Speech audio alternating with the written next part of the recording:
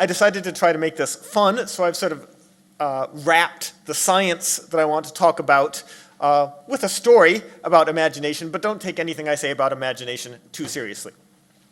But let's start with imagination. What is it?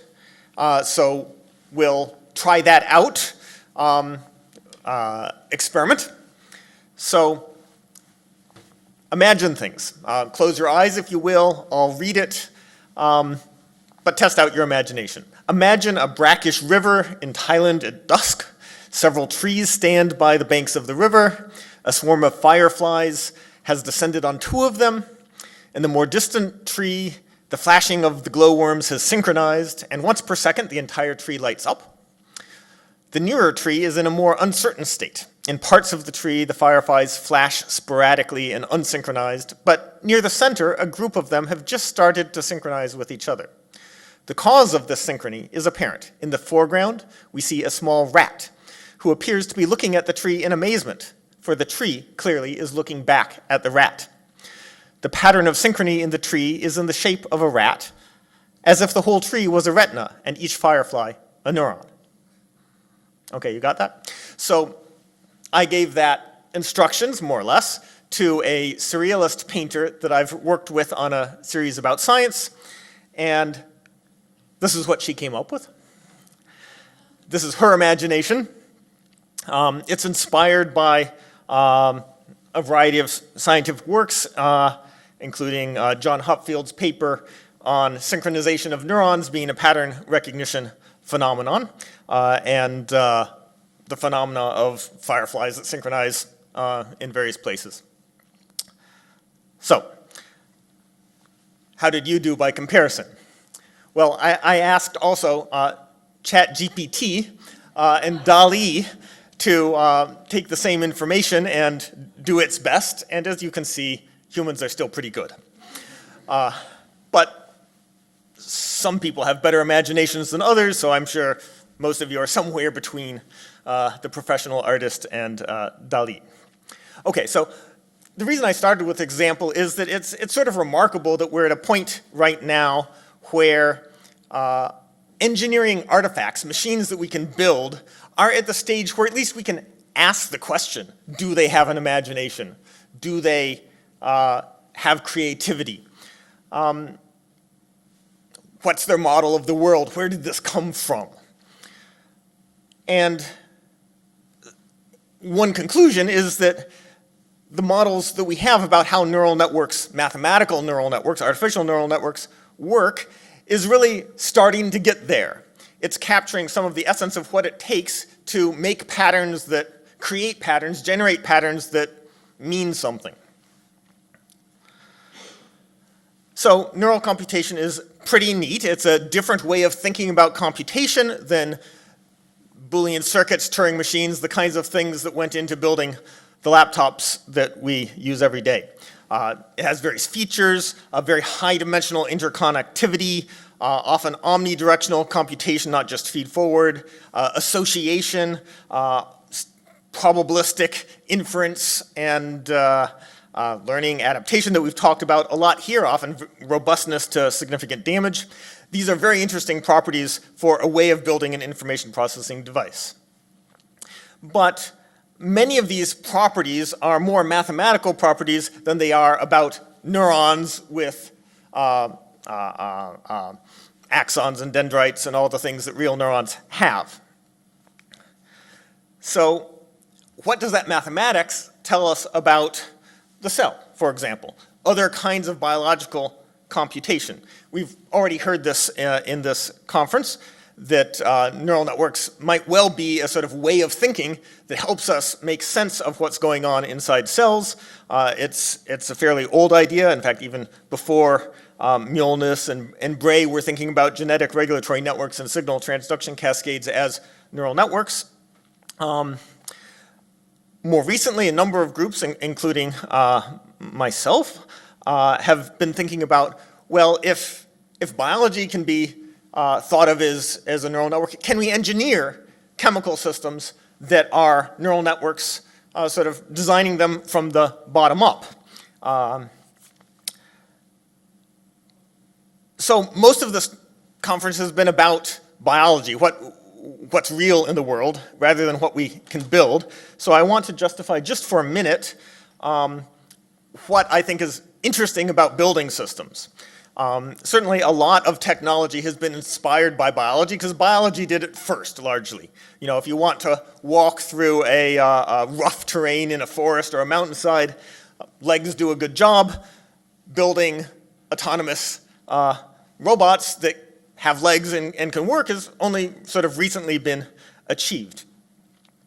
But what do we understand by doing that? We certainly understand how to build things, but do we understand something about biology? The way I see this is that there's a design space, both of organisms, all sorts of different ways that you can build organisms. Evolution has been exploring this. And there's a design space of things that engineers can build. And this whole design space is the design space of autonomous systems, whether they're mechanical or chemical. And there's similarities. When you understand part of this design space, it gives you a way of understanding other parts of the design space. It gives you ways of sort of finding common principles. And in fact, sort of the mathematical understanding of why these things do what they do becomes much more apparent when you can build and test out large parts of the design space. So that's why I think building gives you an avenue to perfect one's understanding, or at least improve it. So we're not here talking about wolves so much, but talking about cells often. And so synthetic biology, synthetic chemistry has been trying to build systems from the bottom up that aren't cells, but do many of the amazing things that cells do, or at least a few. And so what that's going to look like is a developing story. And if we want to ask, well, let's ask, how does the neural network perspective help us do that? One of the questions we might have is, how much information processing can we pack in a really small space? How much energy does it take? These are sort of fundamental bounds that we can be pushing against. And one hypothesis is that the neural network approach allows you to pack a lot of compute in a very small space with minimal number of components.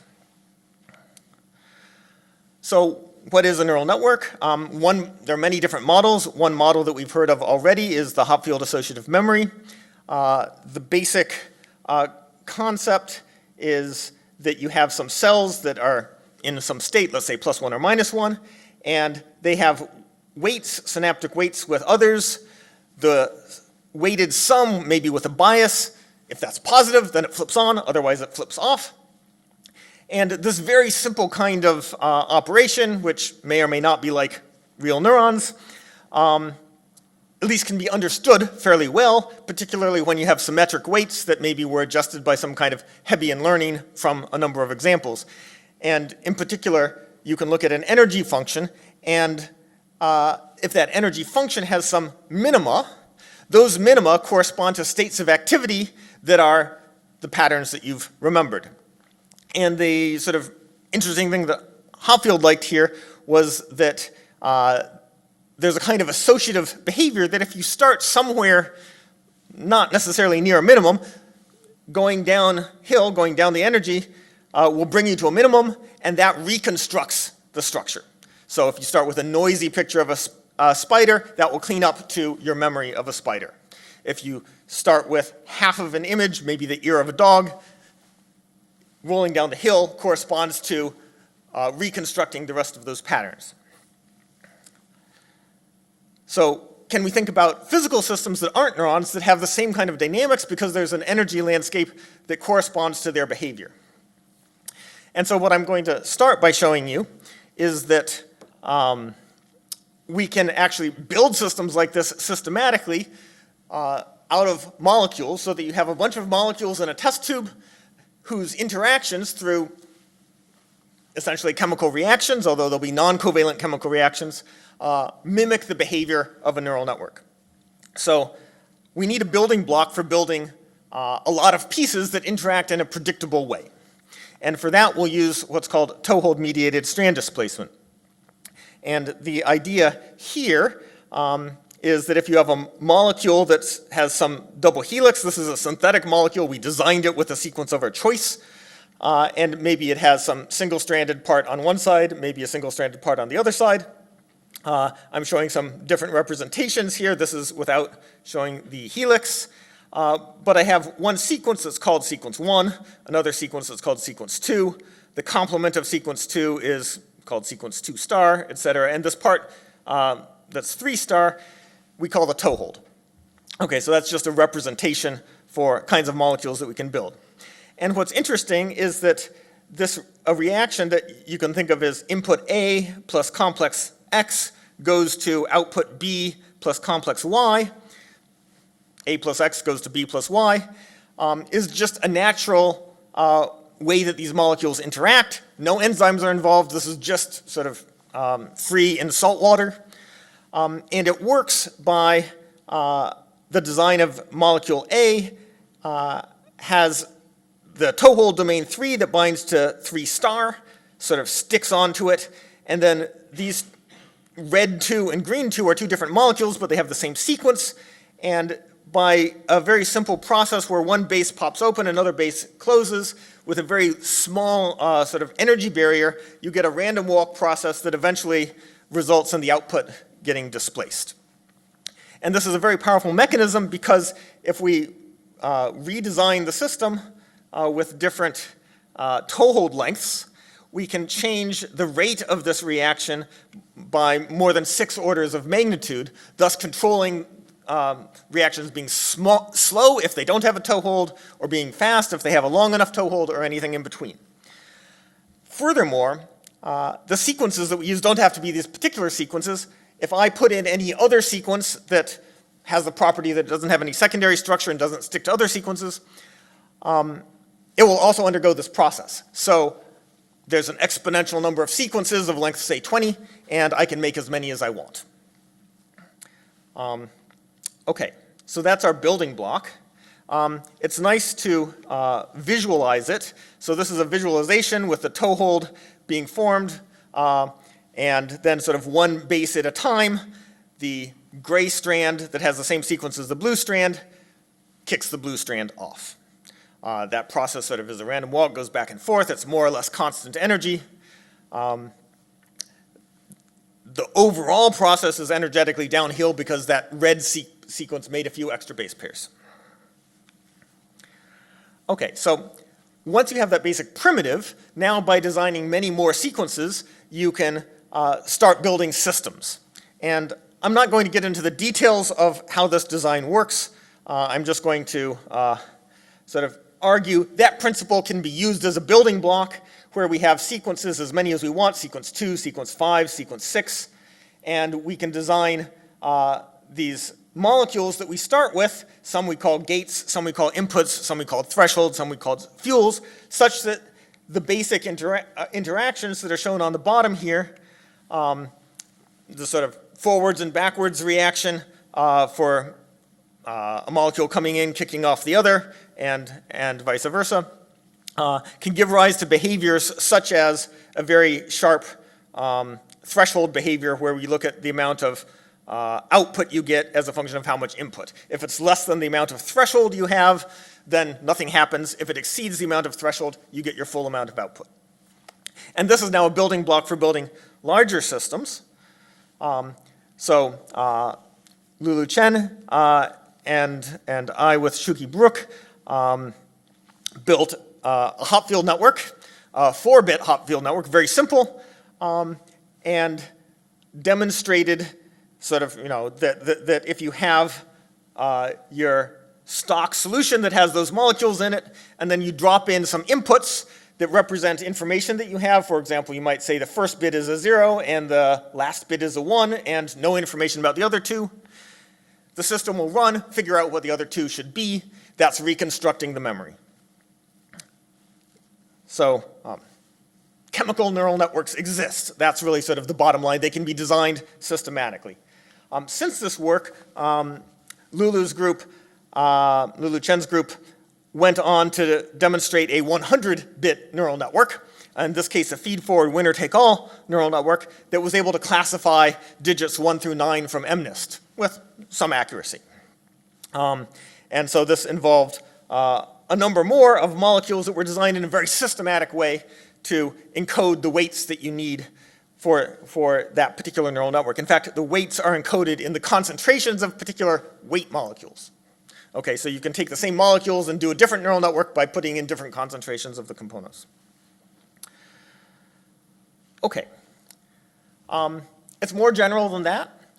In fact, it's theoretically possible and experimentally demonstrated in very simple systems that you can take an arbitrary chemical reaction network with, let's say, 2 species to 2 species and compile it down to a bunch of funny looking molecules that carry out exactly that set of reactions. And so we built an oscillator that petered out as it ran out of fuel.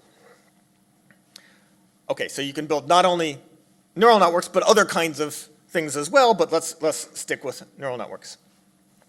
So what is this going to tell us? I think the main thing is that the features that make neural networks interesting are features that definitely could exist within a chemical milieu. Molecules interacting with each other can do weighted sums, can do thresholds, can do inference, can reconstruct associative memories in fairly high dimensional spaces, 100-dimensional, 1,000-dimensional potentially. What else does it say? Well, it's not just about the cell, it's information-based chemistry in general. It's sort of a larger design space. The engineered systems as well as the biological systems have this capacity.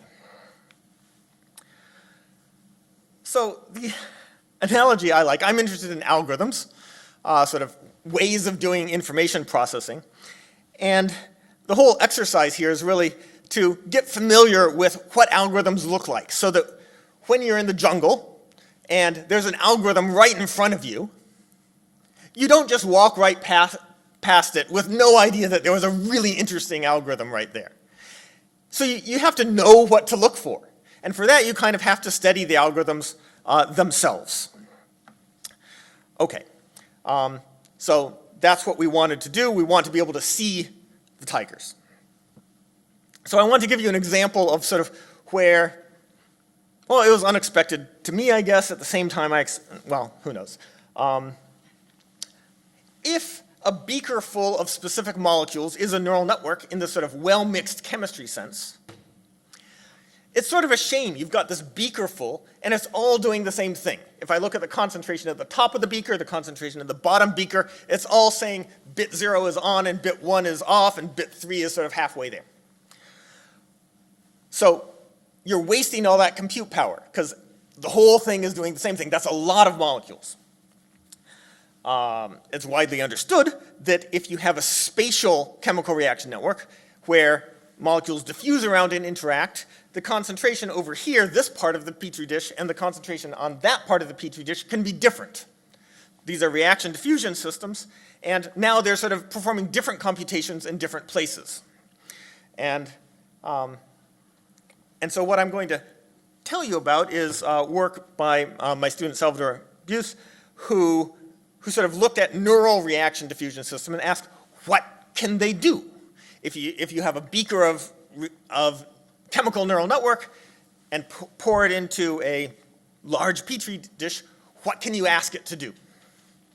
And the answer, which that we came to, very, very much inspired by a paper sort of about cellular development as a neural network system by Alex Mordvintsev and Mike Levin, is that, well, their conclusions apply to reaction diffusion systems too. Okay, but it's still taking us a lot of work to fill in the dots there. So let's talk about what reaction diffusion systems are. You have, this is DDT of a vector of species. You have some diffusion term that basically involves the species spreading out, and you have within any given location a set of reactions between the species that is the sort of local well-mixed neural network. Well, not necessarily neural network. In the early reaction diffusion systems by Alan Turing, they were fairly simple systems, and yet, despite the chemistry being very simple, you got these very beautiful biological-like pattern formation processes. And very simple system. So this is the Gray-Scott model, just two reactions, two differential equations, but as a partial differential equation system. As you tune the parameters, you can get it to make very different kinds of patterns. Here on the left is a symmetric initial condition that leads to a symmetric pattern. On the right are a variety of different parameters for the system, but with random initial conditions, but still showing different types of patterns. So the question is, what kinds of patterns are reaction diffusion systems capable of? Just stripes, spots, lines, or can they do more than that? So to examine that question, we have to choose some specific model of a chemical neural network. This is one that has a very systematic set of reactions, mostly catalytic. Species Xi plus catalytically produces Xj plus, purely hypothetical, it's a model. But it has a rate constant that is going to be related to the weight of a corresponding Hopfield network. And then we have cubic nonlinearity in the degradation rates, which is what makes the system sort of have a kind of threshold-like behavior. Essentially, there's a Lyapunov function very similar to Hopfield's, and the gradient of that Lyapunov function is exactly the concentration change for a species that's the difference between the positive and negative concentrations of something. And you get this saturating nonlinearity, and you can get multi-stability, all the kinds of behaviors of Hopfield networks. Okay, that's in the well-mixed case. So how do you test what kinds of pattern formation this kind of system can do? This is where we followed Alex Mordvintsev's approach, and we essentially discretize time and space, and reaction diffusion basically is a bunch of local linear and nonlinear operations where you have terms that involve reactions inside a given discretized space cell and diffusion to neighboring cells in red. And that can all be expressed as essentially a multi-layer neural network with operations that correspond exactly to discretized reaction diffusion. So once you've expressed it in terms of these tensor operations, you can now use standard deep learning packages to say, find the parameters of my neural network such that running reaction diffusion goes from some particular initial state, which will be some initial set of concentrations that are localized, and develop into a target pattern. And so you can train this, and your error rate goes down. Lots of details I'm glossing over. Ask Salvador about it. So here's what it looks like when trained. This is now a simulation of a discretized reaction diffusion system, and it worked okay.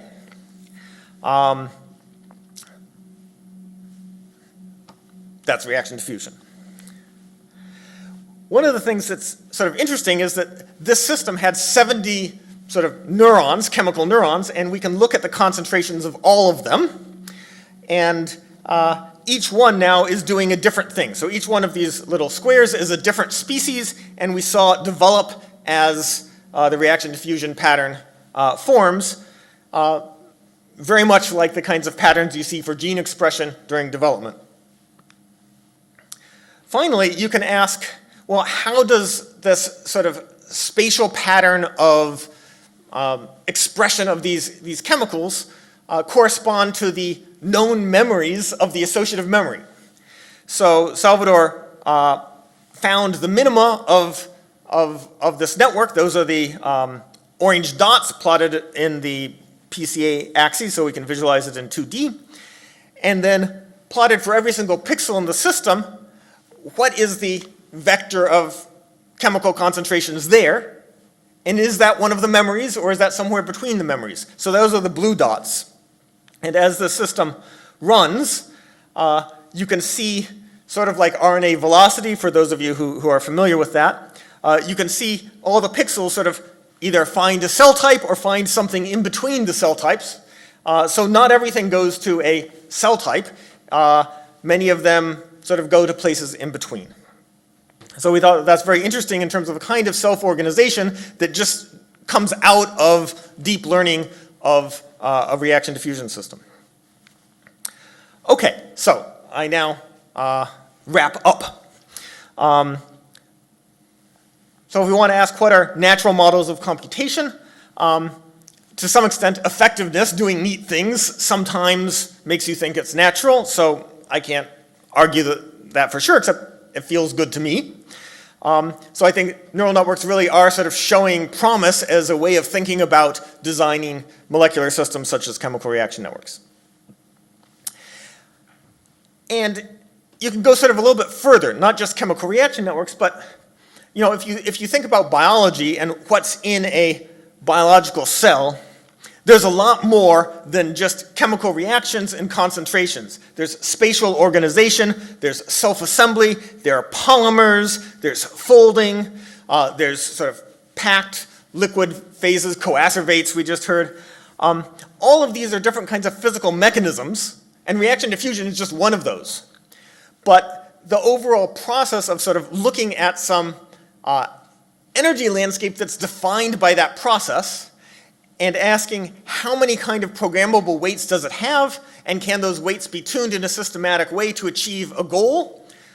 Might that be a way of designing very robust chemical systems sort of across the spectrum of self-assembly, phase separation, etc. I think it's an interesting place to be exploring.